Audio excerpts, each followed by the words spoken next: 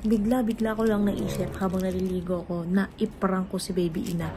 Pagkagising niya, hindi niya alam na meron siyang ganito sa kamay at ipaprank natin siya na sabihin natin na naputol anak yung kamay mo. Ibabandage natin yung kamay niya. Hintayin doktor kasi di ba naalala mo ba? Naipakita mo na nga, Nay. Pakita mo. Oh.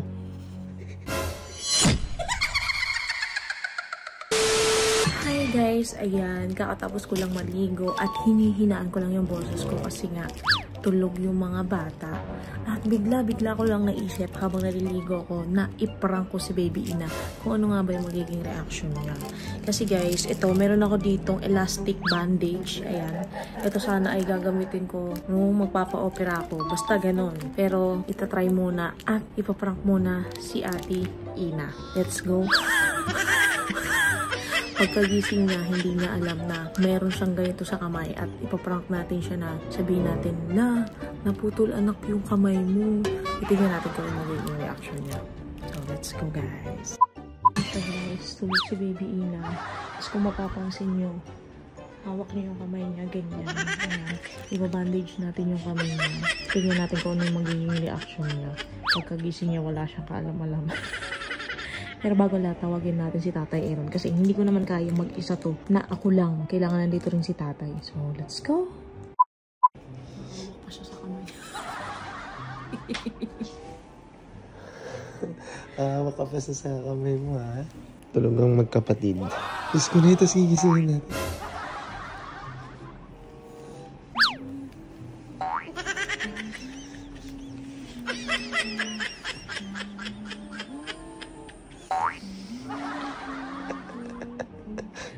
Ba't pawis? Nakabukas na may aircon.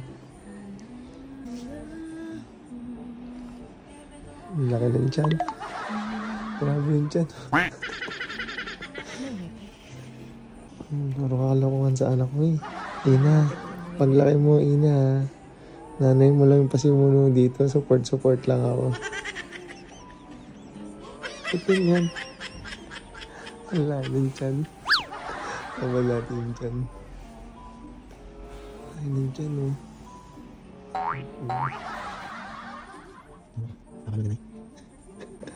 Ano ba naman yun, Nay? Effort talaga. Sa mo naman napanood yung ano na yan? Tagal naman yan, Nay.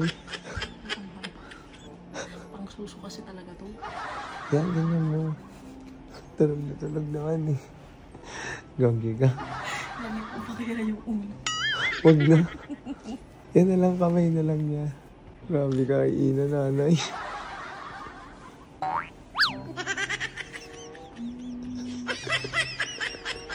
Ang pogi nung isa, oh. Pogi-pogi mo, habang suko. Ito, biro-biro lang to guys, ha. Huwag nyo kami ibabash. Gusto lang namin nasa rin si Ina. Andali na, i-tape mo na. Oh, sige. Many minutes later. Gigisingin ko na si Baby Kasi kanina patulog yan. Yes, guys, baka wala nang itulog. May ano, gabi na guys. So, papakita ko sa inyo guys. Gabi na. Tulog sila ng alas 2 ng hapon. Tingnan nyo guys. Oh, diba? Gabi na guys. Oh. Kita nyo ba? Oh, gabi na.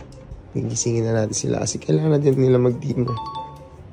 Okay na. Gigisingin ko siya guys. Papainumin ko kunwari ng gamot. Okay. Tina. Tina. Anak. Layo mo naman na. Nagising ka na. Iinom ko pong gamot. Na. Gising ka na. Inom Baka ka na. Na. Gising ka na. Iinom ka pong gamot. Ate Ina. Ate Ina. Ate, wala, anong oras na? Tara, pupunta pa tayo sa doktor. May check-up ikaw. Hintayin doktor kasi di ba naalala mo ba? Naipakita mo na nga, Nay. Pakita mo. Oh.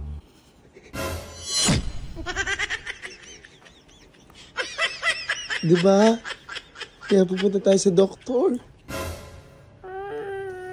Pupunta tayo sa doktor. Hindi mo ba naalala? Naiyak si nanay.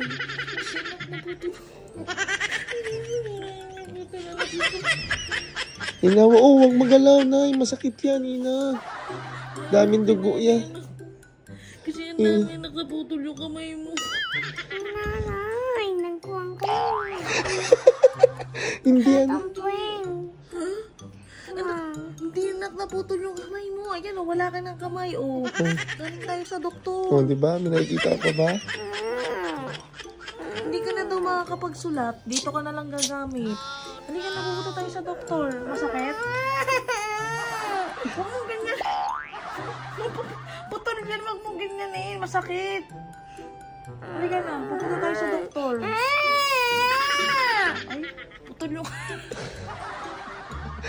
Pura kalawahan kasi. Pakita mo na, anak, it's a prank lang. Si Frank, anak. It's a prank lang. Frank. It's a prank. Na-prank ka ba? Oo, wait lang. Nagalit tata. Hindi ko natanggalin ito. Eh, tanggalin mo na. Ayun na daw natanggal. Ayaw mo nang tanggal. Tulog ka pa uli? Diyos ko, tulog pa rin Iyak na si sila. nanay, oh. Ano, putol talaga Nanay tayo. ko, puro kakalokan. Sige na nga.